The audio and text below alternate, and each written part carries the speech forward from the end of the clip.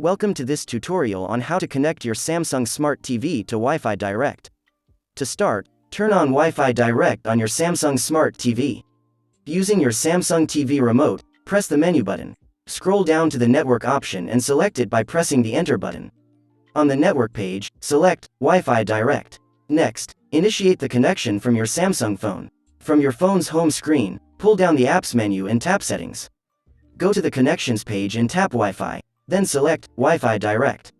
From the list of available devices, select your TV. After initiating the connection, you'll receive a pop-up message on your TV screen asking if you would like to accept the request to connect. Select OK to accept. Shortly after, you'll see another notification on your TV confirming that the connection was successful. Now, you're ready to begin using Wi-Fi Direct. One feature you can use Wi-Fi Direct for is casting photos from your phone to your Samsung TV. This is a great option if you're entertaining guests and want your TV screen to match the ambiance. Thank you for watching. Don't forget to like and share if you found this tutorial helpful.